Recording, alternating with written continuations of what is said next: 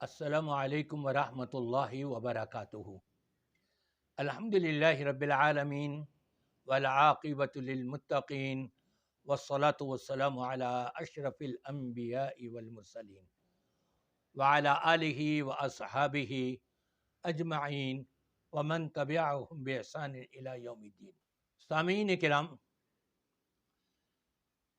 آج کل social media کے اوپر محمد علی مرزا کی مناسبت سے بہت کچھ بیانات سامنے آ رہے ہیں۔ کتنے جماعتوں کے سربراہان اور ان کے نمائندگان کی طرف سے یہ آ رہا ہے کہ اس کو تو قتل کیا جائے، اس کی موافقت میں، قتل کی موافقت میں گفتگو ہو رہی ہے، اور انہی جماعتوں میں سے کتنے سربراہان، کتنے علماء اور کتنے ان کے ممبران وغیرہ کی طرف سے یہ آ رہا ہے کہ یہ قتل کی سزا کا مستحق نہیں۔ یہاں تک کہ اسلامی نظریاتی کونسل نے ایک چارٹ پیش کر دیا اور اس کے اندر یہ بتایا کہ محمد علی مرزا گستاخ قرار دے دیا گیا۔ دیکھنا یہاں پر یہ ہے کہ اس کی گستاخی کس نوعیت کی ہے۔ کیا اسلام ہم کو یہ بتاتا ہے کہ ان گستاخیوں پر قتل کر دیا جائے، ان گستاخیوں پر اس کو عام چھوڑ دیا جائے، ان گستاخیوں کو پر اس کو یہ سزا دی جائے؟ یہ تین چیزیں ہیں۔ یقیناً جب اسلام کا گہرائی کے ساتھ مطالعہ کریں تو ہمیں یہ چیز تو واضح ہو کر کے آ جاتی ہے کہ یقیناً محمد علی مرزا نے گستاخیاں بہت کی ہیں، اس میں کوئی شک شبے کی گنجائش ہی نہیں۔ بالخصوص صحابہ کرام رضوان اللہ علیہم اجمعین، اور اپنی زبان سے، اپنے کلمات سے، اپنے انداز گفتگو سے ائمہ دین کی، بعض محدثین کی بھی گستاخی کی ہے، اس میں کوئی شک شبے کی گنجائش نہیں ہے۔ لیکن ایک طرف دیکھا جائے، شرک اور بدعات کا قلع کما کرنے کے لیے اس کی بڑی جدوجہد ہے۔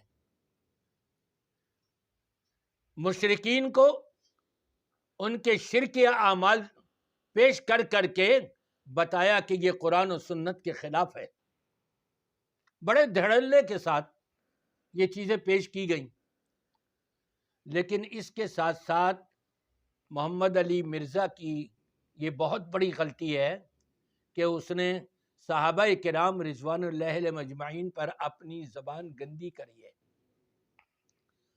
جو ایسا قطعی طور پہ نہیں ہونا چاہیے تھا۔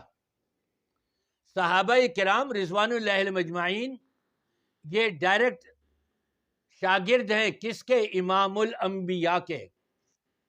جب امام الانبیاء کے شاگردوں پر لعن طعن ہو اور انہیں برا بلا کہا جائے، ان کی شان میں گستاخی کی جائے، تو انڈائریکٹ یہ نبی پاک صلی اللہ علیہ وسلم کے اوپر گویا کہ ایک طرح کا حرف اٹھتا ہے، ایک طرح کا بہت بڑا جرم ہے۔ ان ساری چیزوں کو دیکھتے ہوئے میرا ذہن یہ کہتا ہے جو سخت مزاجی اور غصہ دکھا رہے ہیں وہ تھوڑا سا نرمی اختیار کریں، اور جو بالکل نرم ہوئے ہیں اس کے حق میں وہ اعتدال پسندی پر اپنے آپ کو لے کر کے آئیں۔